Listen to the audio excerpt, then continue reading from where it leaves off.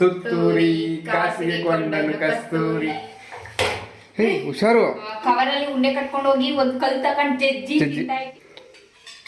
Super. ಪಲ್ಯ ಜೊತೆ ತಿನ್ನೋದಕ್ಕೆ ಇಷ್ಟ, ಅದಕ್ಕೆ ಪಲ್ಯ ಮಾಡಿದ್ದಾರೆ. ಬೆಳಿಗ್ಗೆ 11 ಗಂಟೆ 11 ನಿಮಿಷಕ್ಕೆ ಅದೇನೋ ಪಾಸಿಟಿವ್ ವೈಬ್ಸ್ ಏನೋ ಪಿ ಶೇಷಾದ್ರಿ ಅವ್ರದ್ದು ಬೇರು ಅಂತ ಒಂದು ಸಿನಿಮಾ ಐತೆ. ನೀವು ಈ ಸಮಾಜಕ್ಕೆ ಕೊಡುವಂತ ಒಳ್ಳೆ ಸಂದೇಶ ಅಂತೂ ಅಲ್ವೇ ಅಲ್ಲ. ಕೆಟ್ಟ ನೀಚ ಮನಸ್ಥಿತಿ ನಂದಲ್ಲ, ಒಂದು ಉದಾಹರಣೆ ಕೊಡ್ತಾ ಇದ್ದೀನಿ. ಅದು ಹೆಂಗೆ ಅಂದ್ರೆ, ಹಾಯ್ ಎಲ್ರಿಗೂ ನಮಸ್ಕಾರ. ನನ್ನ ಮಧುಗಿರಿ ಯೂಟ್ಯೂಬ್ ಚಾನಲ್ಗೆ ತಮ್ಮೆಲ್ರಿಗೂ ಸ್ವಾಗತ. ಯಾರಾದ್ರೂ ಹೊಸದಾಗಿ ನಮ್ಮ ಬ್ಲಾಗ್ಸ್ನ ನೋಡ್ತಾ ಇದ್ರೆ ಸಬ್ಸ್ಕ್ರೈಬ್ ಮಾಡ್ಕೊಳ್ಳಿ. ಇವತ್ತಿನ ಬ್ಲಾಗ್ನ ನಾನು ಸ್ಟಾರ್ಟ್ ಮಾಡ್ತಾ ಇದ್ದೀನಿ. ಅದೇನ್ ಮಾಡ್ತೀಯ ಮಾಡಮ್ಮ, ಏನ್ ಮಾಡ್ತೀಯಾ? ಸ್ಟಾರ್ಟ್ ಮಾಡಿ ಬ್ಲಾಗ್. ಏನು ಮಾಡಲ್ಲ, ಅಮ್ಮ ಮಾಡೋದು. ಬ್ಲಾಗ್ ಮಾತ್ರ ನಾನು ಸ್ಟಾರ್ಟ್ ಮಾಡ್ತೀನಿ. ಹೌದಾ? ಬಿಟ್ಟಾಕ್ಬೇಕಾ ಬೆಲ್ಲನ? ಹಂಗೆ ಕರಗುತ್ತಾ? ನಾನು ಕರ್ಗಿಸ್ತೀನಿ. ಹೌದಾ, ಆಯ್ತು ನೋಡೋಣ. ಕರ್ಗಿಸು. ಇಲ್ಲ ಮಗ್ಲೆ, ನಾನು ಹಂಗೆ ಕರ್ಗಿಸ್ತೀನಿ. ಸ್ಟವ್ ಆನ್ ಮಾಡ್ಲೇಬೇಕು ಮಗಳೇ. ಆನ್ ಮಾಡಮ್ಮ. ನೋಡ್ರಿ, ನಮ್ಮ ಮಗಳು ಸ್ಟವ್ ಆನ್ ಮಾಡ್ತಾ ಇದ್ದಾಳೆ.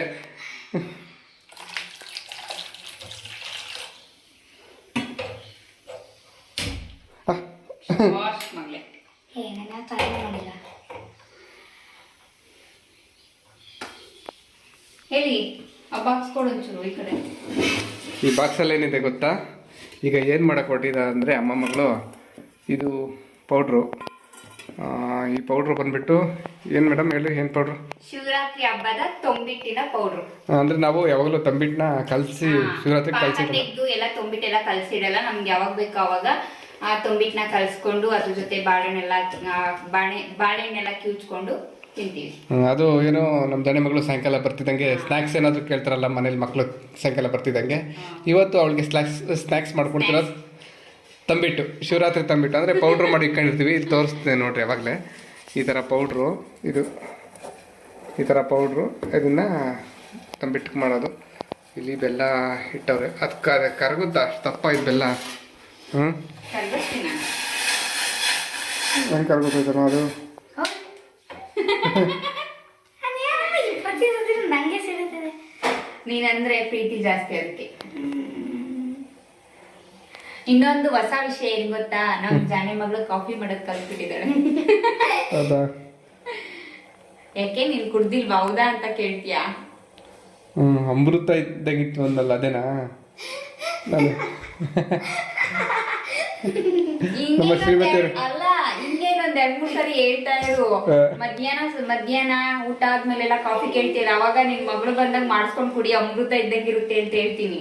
ಅದು ಅವ್ರಮ್ಮ ಇವಳು ನಾನು ಮಾಡ್ತೀನಿ ಕಾಫಿನ ನಂಗೆ ಹೇಳ್ಕೊಡೋದಕ್ಕೆ ಅವರು ನಮ್ಮ ಶ್ರೀಮತಿ ಅವರು ಈ ಮುಂದೆ ನಿಂತ್ಕೊಂಡು ಇದನ್ನ ಹಾಕು, ಇಷ್ಟು ಹಾಕು, ಸಕ್ಕರೆ ಹಾಕು, ಕಾಫಿ ಪುಡಿ ಹಾಕು ಅಂತ ಹೇಳಿ ಮಾಡಿಸಿರೋದು ಅಷ್ಟೇ. ಅವಳು ಸ್ವಂತ ಒಬ್ಬಳೇ ಮಾಡಿಲ್ಲ, ಒಬ್ಬಳೇ ಮಾಡ್ತಾಳಲ್ಲ, ಅದು ಅವಾಗ ಅವಳು ಕಾಫಿ ಮಾಡೋದು ಕಲ್ತಂಗೆ. ಆಯ್ತಾ? ಓಕೆನಾ? ಗ್ಯಾಸ್ ಹಚ್ಚೋದು ಕಲ್ತ್ಬಿಟ್ಟಿದ್ದಾಳೆ. ಶಬಾಷ್ ಬೇಟಿ, ಶಬಾಷ್. ಆಗಲೇ ನಮ್ಮ ಜಾಣೆ ಮಗಳು ಬ್ಲಾಗ್ನ ಶುರು ಮಾಡಿದ್ದು. ಈಗ ನಾನು ನಿಮಗೆ ಹಾಯ್ ಹೇಳ್ತಾ ಇದ್ದೀನಿ. ಎಲ್ಲರೂ ನೀವು ಹಾಯ್ ಅಂತ ಹೇಳಿ. ಕಾಫಿ ಆಯ್ತಾ? ಇವ್ರು ಯಾವಾಗಲೂ ಬರೀ ಕಾಫಿ ಕಾಫಿ ಅಂತಾನೆ ಇರ್ತಾರಪ್ಪ. ಸಾಯಂಕಾಲ ಆಯ್ತಲ್ವಾ, ಅದಕ್ಕೆ ಕೇಳ್ತಾ ಇದ್ದೀನಿ. ನಮ್ಗಿನ್ನೂ ಕಾಫಿ ಆಗಿಲ್ಲ. ಕಾಫಿ ಗೀತ ಇವಾಗ ತಂಬಿಟ್ಟು ಕಲಿಸ್ತವ್ರಲ್ಲ. ಮಗಳೇ, ಏನು ಸಮಾಚಾರ? ಏನಿಲ್ಲ. ಹೆಂಗಿತ್ತು ಸ್ಕೂಲ್ ಇವತ್ತು? ಚೆನ್ನಾಗಿತ್ತು. ಹೌದಾ? ಮತ್ತೆ ಏನಾದರೂ ಮಾತಾಡ್ರಿ ಯಾರಾದರೂ? ಅಣ್ಣನು ಮಾಡಿದ ಗಾಳಿಪಟ, ಬಣ್ಣದ ಹಳೆಯ ಗಾಳಿಪಟ, ಅನ್ನೋದು ದಾರವ ಜಗ್ಗಿ ದೂರದಿ ದಾರೆ ಏನಾಗಿಸುವ ನನ್ನ ಪಟ. ನಮ್ಗೆ ಸರಿ ಬರಲಿಲ್ಲ. ನಮ್ಗೆ 1ನೇ ಕ್ಲಾಸಲ್ಲ 2ನೇ ಕ್ಲಾಸಲ್ಲ ಈ ಪದ್ಯ ಇತ್ತು. ಅದಕ್ಕೆ ನೆನಪಾಯ್ತಂದ್ರೆ, ತುತ್ತೂರಿ ಕಾಸಿಗೆ ಕೊಂಡನು ಕಸ್ತೂರಿ, ಸರಿಗಮ ಪದನಿಸ ಊದಿದನು, ಸನಿದಪ್ಪ ಮಗರಿಸ ಆಡಿದನು. ಮುಂದಕ್ಕೆ ನಂಗೆ ಗೊತ್ತಿಲ್ಲ. ನಮ್ದು ಮರ್ತೋಗೈತೆ. ಆದ್ರೆ ಮಗಳ ನಿಮ್ಗೆ ಪದ್ಯ ಇತ್ತು ತಾನೆ? ಎಷ್ಟನೇ ಕ್ಲಾಸಲ್ಲಿ? ಸೆಕೆಂಡ್ ಅಲ್ಲ, ಥರ್ಡ್ ಅಲ್ಲ? ಗೊತ್ತಿಲ್ಲ. ಸೆಕೆಂಡ್ ಅಲ್ಲ, ಥರ್ಡ್ ಅಲ್ಲ ಇತ್ತು. ಮತ್ತೆ ಮರ್ತೋಗ್ಬಿಟ್ಟಿದೆ ಎಷ್ಟು ಬೇಗ? ಈಗಿನ ಪದ್ಯ ನಂಗೆ. ಹೌದಾ? ಯಾವುದು? ಭುವನೇಶ್ವರಿ ಚೆನ್ನಾಗೈತೆ. ಹೌದಾ? ನಿಂಗೆ ಇಷ್ಟವಾಗಿರೋದು ಅದೇನಾ ಭುವನೇಶ್ವರಿ? ಆ ಪೋಯಂ ಚೆನ್ನಾಗೈತೆ. ಕರಗುತ್ತಾ ಬೆಲ್ಲ? ಹೇ ಹುಷಾರು. ಎಂತ ಅಡ್ಮಿಟ್ ಆಗ್ಬಿಡೋದು ಇವಾಗ. ನೀಟಾಗಿ ಕುತ್ಕೊಂಬಗ್ಲ, ಈ ಕಡೆ ಕುತ್ಕೊಂಬಗ್ಲ ನೀನು, ಆ ಕಡೆ ಹೋಗ್ಮಗ್ಲ. ಇದೊಂದು ಚೆನ್ನಾಗೈತೆ ನನ್ನ ಮಗಳಿಗೆ. ಹಾ, ಬಂದಲ್ಲಿ ಕುತ್ಕೊಳಕ್ಕೆ.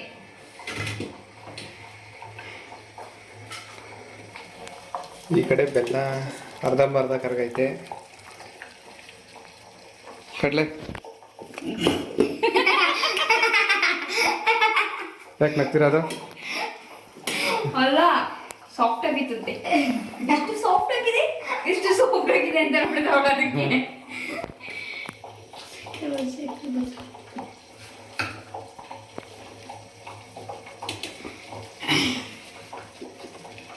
ಇನ್ನೆರಡು ಸರಿ ಮಾಡಿದ್ರೆ ಖಾಲಿ ಆಗೋಗುತ್ತೆ. ಹೌದಾ? ಅಷ್ಟೇ.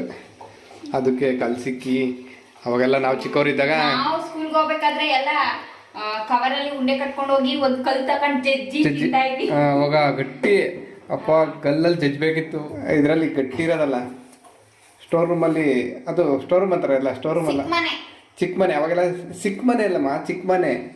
ಅದನ್ನ ಸಿಕ್ಕ ಮನೆ ಅಂತ ಆಡು ಭಾಷೆ ಅಷ್ಟೇ. ನಾವು ಸಿಕ್ಕ ಮನೆ ಅಂತಾನೆ ಕರಿತಾ ಇದ್ವಿ. ಸಿಕ್ಕ ಮನೆಗೆನೆ ಇದು ಏನದು ಎಲ್ಲ ಏನ್ ಬೇಕೋ ಎಲ್ಲ ಇಟ್ಟಿರೋರು. ನಮ್ದು ಸಿಕ್ಕ ಮನೆ ಏನ್ ಚಿಕ್ಕ ಮನೆ ಆಗಿರ್ಲಿಲ್ಲ, ತುಂಬಾ ದೊಡ್ಡದಾಗೆ ಇತ್ತು. ಹೌದಾ? ಆದ್ರೆ ಅದನ್ನ ಎಲ್ಲರೂ ಚಿಕ್ಕ ಮನೆ ಅನ್ನೋರು. ಮತ್ತೆ ಇವಾಗ ಎಲ್ಲ ಸ್ಟೋರ್ ರೂಮ್ ಅಂತ ಮಾಡ್ಕೋತಾರಲ್ಲ, ಆ ಕಾಲದ ಸ್ಟೋರ್ ರೂಮ್ ಅಂದ್ರೆ ಅದೇ ಚಿಕ್ಕ ಮನೆನೇ. ಆ ಕಾಲದ ಸ್ಟೋರ್ ರೂಮ್ ಅಷ್ಟೇ ಅಲ್ಲ, ಬಟ್ಟೆ ಇಡೋದು, ಬಟ್ಟೆ ಇಡೋ ಪೆಟ್ಟಿಗೆ, ಆಮೇಲೆ ಏನಾದ್ರು ದವಸ ಧಾನ್ಯಗಳು, ಮೂಟೆಗಳು, ಐಟಮ್ಸ್, ಮೂಟೆ, ಮತ್ತೆ ವಾಡೆ, ಬಾನಗಳು, ಅಕ್ಕಿ, ರಾಗಿ, ಹಲಸಿನಣ್ಣು.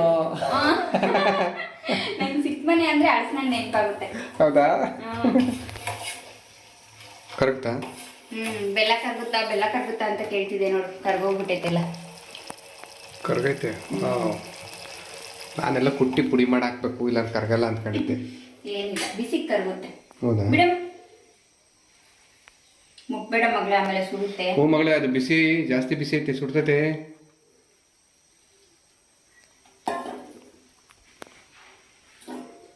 ಈ ಸ್ಟವ್ ಆಫ್ ಮಾಡಿಲ್ಲ ನಾನು.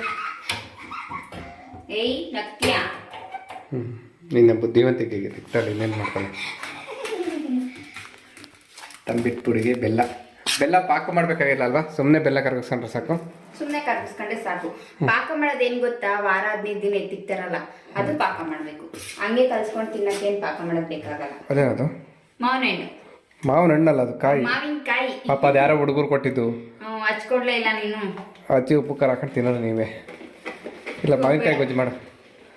ಮಾವಿನಕಾಯಿ ಗೊಜ್ಜು ನೋಡ್ರಿ. ನಮ್ಮ ಜಾಣೆ ಮಗಳು ಅವ್ರ ಅಮ್ಮಂಗೆ ಹೆಲ್ಪ್ ಮಾಡ್ತಾ ಇದ್ದಾಳೆ. ಏನು ಹೆಲ್ಪು ಅಂದರೆ ಬಾಳೆಹಣ್ಣು ಸುಲ್ಕೊಡ್ತಾ ಇದ್ದಾಳೆ.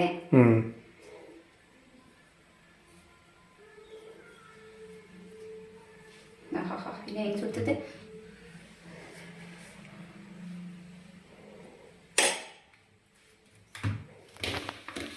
ಕಲ್ಸೋದು ಹಿಂಗೆನಾ?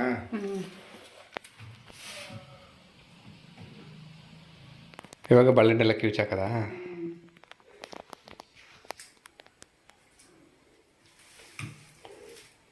ಸಣ್ಣಗೆ ಹಚ್ಚಾಕ್ಬೇಕಿತ್ತು ನಮ್ಮ ಅದು ಬಾಳೆಹಣ್ಣು. ಏನಿಲ್ಲ, ಹಚ್ಚೋದ್ಕಿಂತ ಈ ಥರ ಕಿವುಚಿದ್ರೇನೆ ಚೆನ್ನಾಗಿರ್ತದೆ. ಹೌದಾ?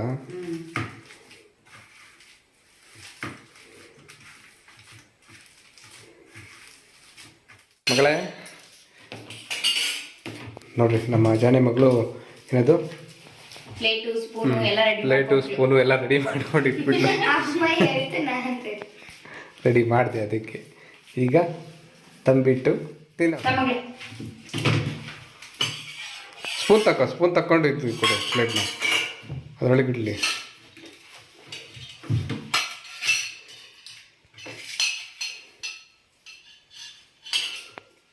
ಒಂದು ತಾತು ಕೊಟ್ಟು ಬರೋದು ತಗೊಂಡು ಫಸ್ಟು.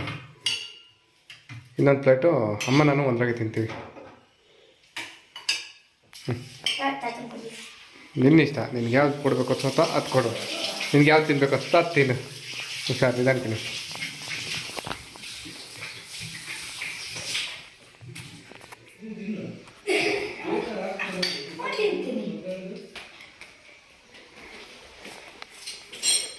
ಜಾಣೆ ನಿನ್ನ ಹೆಸರು, ಅದಕ್ಕೆ ಜಾಣೆ. ಹೇಳಿದ ಮಾತು ಕೇಳ್ತಿಲ್ಲ, ಅದಕ್ಕೆ ಜಾಣೆ. ಒಂದೊಂದು ಸಲ ಮಾತ್ರ ಹೇಳಿದ ಮಾತು ಕೇಳೋದಿಲ್ಲ, ಅದಕ್ಕೆ ನಿಮ್ಮಮ್ಮ ನಿಮ್ಮಮ್ಮ ತುಂಬ ಒಳ್ಳೆಯವಳು ಅಂತ. ಭಯ ಹೇಳಕ್ಕೆ ಭಯ ಇಲ್ಲ. ಬೈಯುತ್ತೆ ಅಂತ ಅಮ್ಮ ಕಣ್ಣಿಗೆ ಕಾಣುವ ದೇವರು ಎಂದರೆ ಅಮ್ಮನು ಏನೋ ಇದು ತುಂಬಾ ದವ ಮಾಡ್ತಿದೆ. ಅಮ್ಮನು ತಾನೇ ಅಮ್ಮ ನಿಮ್ಮಮ್ಮ. ನನ್ಗೆ ಬರೇ ತುಂಬಿಟ್ಟು ತಿನ್ನೋದಕ್ಕಿಂತ ಈ ತರ ಬಾಳೆಹಣ್ಣು ಹಾಕೊಂಡು ತಿನ್ನೋದು ತುಂಬಾ ಇಷ್ಟ. ಅದಕ್ಕೆ ಯಾವಾಗ ಬಾಳೆಹಣ್ಣು ಇದ್ರು ಮನೇಲಿ ತಂಬಿಟ್ಟು ಕಳಿಸ್ತಾರೆ. ಬಾಳೆಹಣ್ಣಿಲ್ಲ ಅಂದರೆ ಬಾಳೆಹಣ್ಣು ತರಿಸ್ಕೊಂಡಾದ್ರೂ ತಂಬಿಟ್ಟು ಕಳಿಸ್ತಾರೆ. ಇಲ್ಲಾಂದ್ರೆ ಈ ತಂಬಿಟ್ಟು ಕಳಿಸೋ ಮಧ್ಯಾಹ್ನ ಯಾವಾಗ ತಿನ್ನೋಣ ಕಳ್ಸೋ ಅಂದರೆ ಬೇಡ ಬಾಳೆಹಣ್ಣಿಲ್ಲ ಸಾಯಂಕಾಲ ಕಳ್ಸೋಣ, ಬಾಳೆಹಣ್ಣು ತಂದ್ಮೇಲೆ ಕಳ್ಸೋಣ, ಜಾಣೆ ಬಂದ್ಮೇಲೆ ಕಳ್ಸೋಣ. ನಂಗೆ ತುಂಬಾ ಇಷ್ಟ ಈ ತರ ಕಳ್ಸ್ಕೊಂಡು ತಿನ್ನೋದು. ಚೆನ್ನಾಯ್ತಾ ಮಗನೇ? ಸೂಪರ್. ಸೂಪರ್. ಅಮ್ಮ ಮಾಡಿದ್ಲ್ವಾ ಅದಕ್ಕೆ ಸೂಪರ್. ಅದೇದು ಅವರು ಕೈಯಲ್ಲಿ ಅಮ್ಮನ ಕೈಯಲ್ಲಿ ಅನ್ನಪೂರ್ಣೇಶ್ವರಿ ಅನ್ನಪೂರ್ಣೇಶ್ವರಿ ರೇಖೆ ಐತೆ ಅದಕ್ಕೆ. ಅದ್ಯಾರೋ ತಾತ ಬಂದು ಹೇಳ್ಕೊಟ್ಬಿಡ್ತು ಮಾತೆಟ್ಟಿ ಅದೊಂದು ಡೈಲಾಗ್ ಹೊಡೆಯೋದು ನಿಂತ್ಕೊಬಿಟ್ಟಿದ್ದೀರ. ಹೇಳೋದಲ್ಲ ನಿಜ ತಾನೆ. ಅಡುಗೆ ಎಲ್ಲ ಚೆನ್ನಾಗಿ ಮಾಡ್ತೀವಿ, ಅಡುಗೆ ತಿಂಡಿ ಎಲ್ಲ, ಅದಕ್ಕೆ ಅದು ನಿಜಾನೇ. Hi hi. ಮತ್ತೊಂದ್ಸಲ ಎಲ್ರಿಗೂ ನಮಸ್ಕಾರ. ನಿನ್ನೆ ಸಾಯಂಕಾಲ ತಂಬಿಟ್ಟು ಕಲಿಸಿದ್ದು, ಅದಾದಮೇಲೆ ಮಾರನೇ ದಿನ ಬೆಳಿಗ್ಗೆ ಈ ಬ್ಲಾಗ್ನ ಕಂಟಿನ್ಯೂ ಮಾಡ್ತಾ ಇದ್ದೀವಿ. ನಮ್ಮ ಹೊಸದಾಗಿ ನಮ್ಮ ಯೂಟ್ಯೂಬ್ ಚಾನಲ್ನ ನೋಡ್ತಾ ಇದ್ರೆ ಸಬ್ಸ್ಕ್ರೈಬ್ ಮಾಡ್ಕೊಳ್ಳಿ. ನಮ್ಮ ಶ್ರೀಮತಿಯವರು ತಿಂಡಿಗೆ ಚಪಾತಿ, ಬೆಂಡೆಕಾಯಿ ಪಲ್ಯ, ಹಾಗೆ ಕಡಲೆ ಬೀಜದ ಚಟ್ನಿ ಮಾಡಿದ್ದಾರೆ. ನಿನ್ನೆ ಫೇಸ್ಬುಕ್ಕಲ್ಲಿ ಒಂದು ಬ್ಲಾಗ್ ಆಗಿದ್ದೆ, ಸ್ಯಾರಿ ಗೊತ್ತಾ? ಸ್ಯಾರಿ ತಂದ್ಬಲ್ಲ ಹೊಸದು, ಅಲ್ಲೋಗಿ ಸ್ಯಾರಿ ಶಾಪಿಂಗ್ ಅದ್ರದ್ದು ಬ್ಲಾಗ್ ಹಾಕಿದ್ದೆ. ಅದಕ್ಕೊಬ್ರು ಕಮೆಂಟ್ ಮಾಡಿದ್ರು, ನೀನು ನೋಡಿದ್ದೆ ಹೆಂಗೋ ಗೊತ್ತಿಲ್ಲ, ನಾನು ನೋಡಿಲ್ಲ. ಅದಕ್ಕೆ ನಾನು ರಿಪ್ಲೈನೂ ಮಾಡಿದ್ದೀನಿ. ತುಂಬ ನೆಗೆಟಿವ್ ಆಗಿ ಕಮೆಂಟ್ ಮಾಡಿದ್ದಾರೆ. ತುಂಬ ಅಂದರೆ ತುಂಬ ಇದಾಗಲ್ಲ, ಒಂದು ನೆಗೆಟಿವ್ ಮಾತು. ಬರೀ ಅಡುಗೆ ಮಾಡೋದು, ತಿನ್ನೋದು, ತಿಂಡಿ ಮಾಡೋದು ಇದನ್ನೇ ಮಾಡ್ತಾರೆ ಯಾವಾಗಲೂ ವಿಡಿಯೋ, ಸಮಾಜಕ್ಕೆ ಒಳ್ಳೇದು ಮಾಡಿ ಏನಾದರೂ ಅಂತ ಏನೋ ಮಾಡಿದ್ದಾರೆ. ಅದ್ರ ಬಗ್ಗೆ ನಾನು ಮಾತಾಡಬೇಕು. ತಿಂಡಿ ತಿಂದ್ಬಿಟ್ಟು ಈ ಬ್ಲಾಗ್ನ ಕಂಟಿನ್ಯೂ ಮಾಡ್ತೀನಿ, ಆಗ ಅದ್ರ ಬಗ್ಗೆ ಸ್ವಲ್ಪ ಮಾತಾಡ್ತೀನಿ. ನೆಗೆಟಿವ್ ಕಮೆಂಟ್ಗೆ ಯಾಕೆ ಇಷ್ಟು ಬೇಗ ನಾನು ರಿಯಾಕ್ಟ್ ಮಾಡ್ತೀನಿ ಅನ್ನೋದನ್ನು ಆಮೇಲೆ ಹೇಳ್ತೀನಿ. ಗಟ್ಟಿ ಕಡಲೆಬೀಜ ಚಟ್ನಿ ಇರುತ್ತಲ್ಲ, ಅದ್ರ ಜೊತೆ ನನಗೆ ಚಪಾತಿ ತಿನ್ನೋದಕ್ಕಿಷ್ಟ. ನಮ್ಮ ಮನೇಲಿ ಪಲ್ಯದ ಜೊತೆ ತಿನ್ನೋದಕ್ಕಿಷ್ಟ, ಅದಕ್ಕೆ ಪಲ್ಯ ಮಾಡಿದ್ದಾರೆ. ನನ್ಗೆ ಚಟ್ನಿ ಅಷ್ಟೊಂದು ಇಷ್ಟ ಆಗಲ್ಲ. ದೋಸೆ, ಚಪಾತಿ, ರೊಟ್ಟಿ ಯಾವುದೇ ಆಗಲಿ ಅದ್ರ ಜೊತೆ ಪಲ್ಯ ಇದ್ರೆ ನನಗೂ ಬೇರೆದಕ್ಕೆ ಪಲ್ಯ ಇಷ್ಟ, ಆದರೆ ಚಪಾತಿಗೆ ಮಾತ್ರ ಗಟ್ಟಿ ಕಡಲೆಬೀಜ ಚಟ್ನಿ ಗಟ್ಟಿದು ಇಷ್ಟ. ಸರಿ, ಮಾಡಿದ್ರು ಪಲ್ಯನೇ ಇಷ್ಟ. ಈಗ ತಿಂಡಿ ತಿನ್ನುವಂತಹ ಸಮಯ. ತಿಂಡಿ ತಿಂದಾದ್ಮೇಲೆ ಈ ಬ್ಲಾಗ್ನ ಕಂಟಿನ್ಯೂ ಮಾಡ್ತೀನಿ ಅಂತ ಹೇಳಿದ್ದೆ. ತಿಂಡಿ ತಿಂದಾದ್ಮೇಲೆ ಸ್ವಲ್ಪ ವಾಕ್ ಹೋಗಿ ಬಂದ್ವಿ. ಆಮೇಲೆ ಈ ಬ್ಲಾಗ್ ಕಂಟಿನ್ಯೂ ಮಾಡಬೇಕಿತ್ತು, ಆದರೆ ಸ್ವಲ್ಪ ಬ್ಲಾಗ್ಸ್ ಅಪ್ಲೋಡ್ ಮಾಡೋದಿತ್ತು ವಿಡಿಯೋ ಯೂಟ್ಯೂಬ್ಗೆ. ಅಂದರೆ ನಮ್ಮ ಮನೆಯಲ್ಲಿ ವಿಡಿಯೋ ಅಪ್ಲೋಡ್ ಮಾಡೋದಕ್ಕೆ ಆಗೋದಿಲ್ಲ, ನೆಟ್ವರ್ಕು ಸ್ಪೀಡ್ ಇಲ್ಲ ಸ್ವಲ್ಪ ಇಲ್ಲಿ. ಅದಕ್ಕೆ ನಾನು ಬೇರೆ ಕಡೆ ಹೋಗಿ ಅಪ್ಲೋಡ್ ಮಾಡ್ಕೋಬೇಕಿತ್ತು. ಎಲ್ಲಿ ಅಪ್ಲೋಡ್ ಮಾಡೋದು ಹೇಗೆ ಅಂತ ಹೇಳಿ ನೆಕ್ಸ್ಟ್ ಬ್ಲಾಗಲ್ಲಿ ನಿಮಗೆ ತಿಳಿಸ್ಕೊಡ್ತೀನಿ. ಒಂದು ಪ್ಲೇಸ್ಗೆ ಹೋಗಿ ನಾನು ವಿಡಿಯೋ ಅಪ್ಲೋಡ್ ಮಾಡ್ತೀನಿ. ಅಂದರೆ ಯೂಟ್ಯೂಬಲ್ಲಿ ಇವತ್ತು ಬ್ಲಾಗ್ಸ್ ಅಪ್ಲೋಡ್ ಮಾಡಬೇಕಿತ್ತು. ಡೈಲಿ ಅಂತ ಹೇಳೋದಕ್ಕಾಗಲ್ಲ, ಕೆಲವೊಂದು ಸಲ ಮಿಸ್ ಆಗುತ್ತೆ. ಆದರೆ ಡೈಲಿ ರೆಗ್ಯುಲರಾಗಿ ನಾನು ಒಂದೊಂದು ದಿನ ಮಿಸ್ ಆಗ್ಬೋದು ಅಷ್ಟೇ. ಬೆಳಗ್ಗೆ 11 ಗಂಟೆ 11 ನಿಮಿಷಕ್ಕೆ ಅದೇನೋ ಪಾಸಿಟಿವ್ ವೈಬ್ಸು ಏನೋ ಹೇಳಿದ್ರು ನಮ್ಮ ಶ್ರೀಮತಿಯವರು ಹೇಳಿದ್ರು. ಆ ಟೈಮು ಏನೋ ಅದೃಷ್ಟದ ಸಂಕೇತನ ಏನೋ ಅಂತೆ, 11 ಗಂಟೆ 11 ಅನ್ನೋದೇನೋ. ಅದಕ್ಕೆ 11 ಗಂಟೆ 11 ನಿಮಿಷಕ್ಕೆ ಡೈಲಿ ಒಂದೊಂದು ಬ್ಲಾಗ್ ಹಾಕ್ತೀನಿ ಯೂಟ್ಯೂಬಲ್ಲಿ. ಅದು ಬ್ಲಾಗ್ಸ್ ಅಪ್ಲೋಡ್ ಮಾಡೋದಿತ್ತು, ಅದೆಲ್ಲ ಅಪ್ಲೋಡ್ ಮಾಡಿ ಅದಕ್ಕೆ ಡಿಸ್ಕ್ರಿಪ್ಷನ್ ಎಲ್ಲ ಬರೀಬೇಕು, ಅದೆಲ್ಲ ಬರೆದು ಸ್ವಲ್ಪ ಶೇರ್ ಮಾಡೋದಿತ್ತು, ಅದೆಲ್ಲ ಮಾಡಿ ಆಮೇಲೆ ಈಗ ಈ ಬ್ಲಾಗ್ನ ಕಂಟಿನ್ಯೂ ಮಾಡ್ತಾಯಿದ್ದೀನಿ. ಹೇಳಿದ್ನಲ್ಲ ಆಗಲೇ ಒಂದು ನೆಗೆಟಿವ್ ಕಮೆಂಟ್ ಬಂದಿತ್ತು ಫೇಸ್ಬುಕ್ಕಲ್ಲಿ ಒಂದು ಬ್ಲಾಗ್ ಹಾಕಿದಾಗ.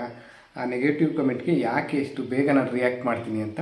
ಆ ನೆಗೆಟಿವ್ ಕಮೆಂಟ್ ಏನಂತ ಬಂದಿರೋದು ಅಂದರೆ, ಸಮಾಜಕ್ಕೆ ಒಳ್ಳೆಯ ಸಂದೇಶ ಕೊಡಿ, ತಿಂಡಿ ಮಾಡೋದು ಅಡುಗೆ ಮಾಡೋದು ಬಿಟ್ಟು ಹೊಸದು ತಿಳಿಸಿ ಅಂತ ಕಮೆಂಟ್ ಮಾಡಿದ್ದಾರೆ.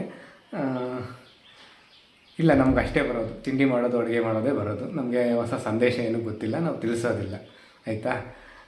ಇಂಥವ್ರಿಗೆಲ್ಲ ಏನು ಹೇಳಬೇಕು ಅಂದರೆ, ಒಂದು ಉದಾಹರಣೆ ಕೊಟ್ಟು ಹೇಳಬೇಕು ಅಂದರೆ, ಈಗ ನಮಗೆ ಏನು ಇಷ್ಟನೋ, ನಾವೇನು ಜೀವನ ಶೈಲಿ ಏನು ಜೀವನ ಮಾಡ್ತೀವೋ ಅದನ್ನು ನಾವು ಬ್ಲಾಗ್ಸ್ ಮಾಡ್ತೀವಿ.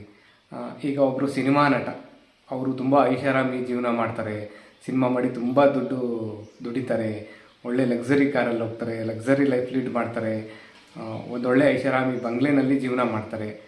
ಆದರೆ ನಾವು ಸಿನಿಮಾ ನೋಡ್ತಿರ್ತಾನೆ ದುಡ್ಡು ಕೊಟ್ಟು, ಅವ್ರನ್ನ ಯಾವತ್ತಾದ್ರೂ ಸಂದೇಶ ಕೊಟ್ರಿ ಅಂತ ಕೇಳ್ತೀವ? ನಮ್ಗೆ ಇಷ್ಟ ಆಯಿತು, ನಾವು ಹೋಗಿ ಸಿನಿಮಾ ನೋಡ್ತೀವಿ. ಅವ್ರದ್ದು ಒಂದು ಕಲೆ, ಎಲ್ರಿಗೂ ಆ ಕಲೆ ಒಲಿಯೋದಿಲ್ಲ. ನಟನೆ ಅನ್ನೋದು ಒಂದು ಕಲೆನೇ. ಅವರು ಅಭಿನಯಿಸ್ತಾರೆ, ನಮಗೆ ಮನೋರಂಜನೆ ನೀಡ್ತಾರೆ ಸಿನಿಮಾದಲ್ಲಿ. ನಾವು ಸಿನಿಮಾ ನೋಡ್ತೀವಿ, ಅವ್ರ ಜೀವನ ಆ ಥರ ಇರುತ್ತೆ, ನಾವು ಇಷ್ಟಪಟ್ಟು ನೋಡ್ತೀವಿ ಆ ಥರ. ನೀವು ಅಷ್ಟೇ ಇಷ್ಟ ಆದರೆ ನಮ್ಮ ಬ್ಲಾಗ್ಸ್ನ ನೋಡಿ, ಇಲ್ಲಾಂದರೆ ಕಷ್ಟ ಆದರೆ ಸುಮ್ಮನೆ ಇದ್ಬಿಡಿ, ತೆಪ್ಪಗೆ ನಿಮ್ಮ ಪಾಡಕ್ಕೆ ನೀವು. ಈಗ ಇದು ಹೇಳಿದ್ರಿ ಸಂದೇಶ ಅಂತ, ಅದ್ರ ಬಗ್ಗೆನೂ ನಾನು ಹೇಳಬೇಕು. ನನಗೆ ಸಿನಿಮಾನು ಅಂತ ಉದಾಹರಣೆ ತಗೊಂಡಲ್ಲ, ಅದಕ್ಕೆ ಇದು ಹೇಳ್ತಾ ಇದ್ದೀನಿ. ಪಿ ಶೇಷಾದ್ರಿ ಅವ್ರದ್ದು ಬೇರು ಅಂತ ಒಂದು ಸಿನಿಮಾ ಐತೆ. ಅದನ್ನು ಏನು ಹೇಳ್ತಾರೆ, ಕಮರ್ಷಿಯಲ್ ಅಲ್ಲ, ಆರ್ಟ್ ಫಿಲಮ್ ಅಂತಲೇ ಏನು ಹೇಳ್ತಾರೆ, ಕೆಲವೊಂದು ಕೆಟಗರಿ ಇರುತ್ತೆ. ಆ ಸಿನಿಮಾ ನನಗೆ ತುಂಬ ಇಷ್ಟ. ಅದರಲ್ಲಿ ಒಂದು ಭ್ರಷ್ಟಾಚಾರದ ವ್ಯವಸ್ಥೆನ ಎಷ್ಟು ಚೆನ್ನಾಗಿ ತೋರಿಸಿದ್ದಾರೆ ಅಂದರೆ ಅದಕ್ಕೋಸ್ಕರ ನನಗೆ ಅದು ಇಷ್ಟ, ಆ ಸಿನಿಮಾ ಬೇರು ಅಂತ. ಆಮೇಲೆ ಇನ್ನೊಂದು ಕುರ್ಮಾವತಾರ ಅಂತ ಇದೆ, ಗಿರೀಶ್ ಕಾಸರವಳ್ಳಿ ಅವರೇನೋ ನಿರ್ದೇಶನ ಮಾಡಿರೋದು ಕುರ್ಮಾವತಾರ ಅಂತ. ಅದರಲ್ಲೂ ಅಷ್ಟೇ ಒಂದು ಯಾವುದೋ ಒಂದು ಸೀರಿಯಲ್ನಲ್ಲಿ ನಟಿಸೋಕೆ ಹೋಗ್ತಾರೆ. ಒಂದು ಅಜ್ಜ ವಯಸ್ಸಾದವರು ಯಾವುದೋ ಒಂದು ಆಫೀಸಲ್ಲಿ ಕೆಲಸ ಮಾಡ್ತಿದ್ದವರು, ಗಾಂಧಿ ತತ್ವನ ಪಾಲಿಸ್ಬೇಕು, ಅವರ ಆದರ್ಶಗಳನ್ನ ಅಳವಡಿಸ್ಕೋಬೇಕು ಜೀವನದಲ್ಲಿ ಅಂತ ಹೋಗಿ, ಅದು ತುಂಬ ಚೆನ್ನಾಗಿದೆ. ಆ ಸಿನಿಮಾನೂ ನನಗಿಷ್ಟ. ಹಂಗಂತೇಳಿ ಬರೀ ಆರ್ಟ್ ಫಿಲಮ್ಗಳೇ ಇಷ್ಟ ಅಂತಲ್ಲ, ಕಮರ್ಷಿಯಲ್ ಆಗಿ KGF ಅಂತ ಒಂದು ಸಿನಿಮಾನೂ ನನಗಿಷ್ಟ ಆಗುತ್ತೆ. ಯಾಕಂದರೆ ಅದರಲ್ಲಿ ಸಂದೇಶ ಇದೆ, ಇದರಲ್ಲಿ ಮನೋರಂಜನೆ ಇದೆ. ನಮಗೆ ಬರೀ ಸಂದೇಶ ಅಷ್ಟೇ ಅಲ್ಲ, ಮನೋರಂಜನೆಯೂ ಬೇಕು. ಸಂದೇಶ ಜೊತೆಗೆ ಮನೋರಂಜನೆ ಎರಡೂ ಬೇಕು. ಅದಕ್ಕೆ ನನಗೆ 2 ಥರದ ಸಿನಿಮಾಗಳೂ ಇಷ್ಟ. ಸರಿ, ನಿಮಗೂ ಒಂದು ಪ್ರಶ್ನೆ. ಈಗ ಕಮೆಂಟ್ ಮಾಡಿದ್ರಲ್ಲ, ನಿಮಗೆ ಒಂದು ಪ್ರಶ್ನೆ ಕೇಳ್ತೀನಿ. ನೀವು KGF ಸಿನಿಮಾ ನೋಡಿದಿರಲ್ವ? ಖಂಡಿತ ನೋಡಿರ್ತೀರ. ತುಂಬ ಜನ ಭಾರತದಲ್ಲಿ ಆಲ್ಮೋಸ್ಟ್ ತುಂಬ ಜನ ಆ ಸಿನಿಮಾ ನೋಡಿದ್ದಾರೆ. ಆ ಸಿನಿಮಾ ನೀವೇನಕ್ಕೆ ನೋಡಿದ್ವಿ?